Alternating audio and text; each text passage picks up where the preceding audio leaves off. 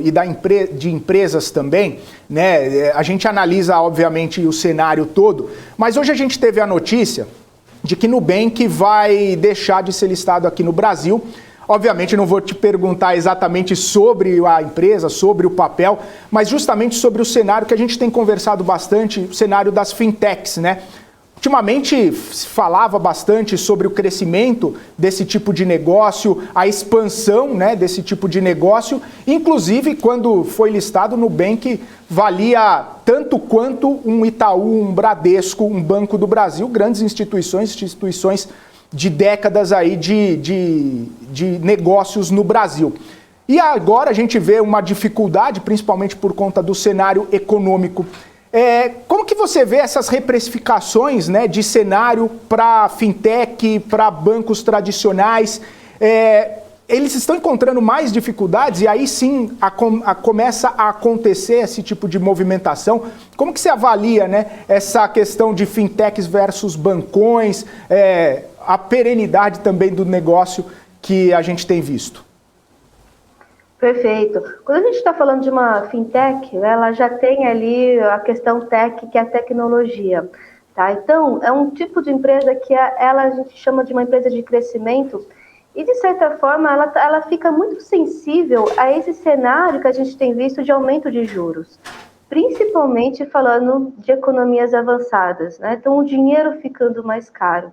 Tá? Então, isso, para essas empresas, acaba ficando um cenário negativo, tá? Quando a gente observa o aumento de juros. Tá?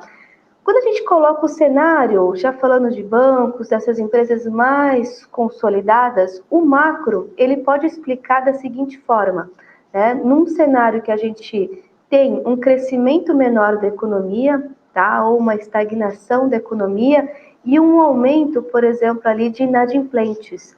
Né? Então a gente começa a ver o desemprego aumentando, né? A inflação muito alta, e isso acaba aumentando a inadimplência, e isso é ruim para os bancos. Não é o cenário que a gente tem hoje. Então é interessante você trazer essa informação, porque no início do ano, o mercado tinha ali que o crescimento do Brasil não ia chegar a 1%.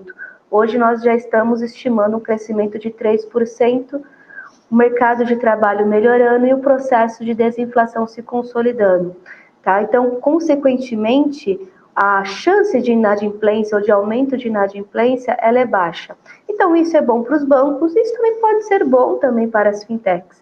Só que, diferente dos bancos, as fintechs enfrentam esse cenário aí de escalada de juros e isso, né, é ruim aí para o investimento, para essa empresa que é uma empresa de crescimento e que precisa aí de um dinheiro que a gente fala mais barato, enfim, para continuar, enfim, crescendo, né? Então, é isso que elas enfrentam hoje nesse cenário macroeconômico, não só doméstico, mas também um cenário mundial.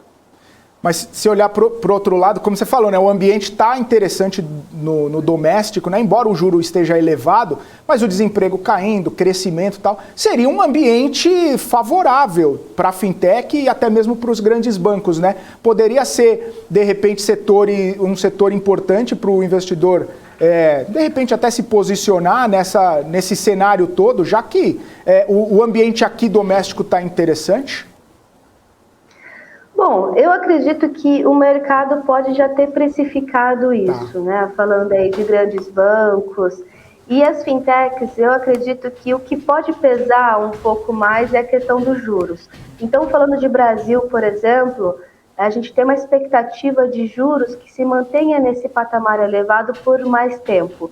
E eu acredito que vai acontecer a mesma coisa nos Estados Unidos, ou seja, juros elevados, porém sendo mantidos por mais tempo, ou seja, a gente ainda vai demorar para ouvir quando começa o corte de juros.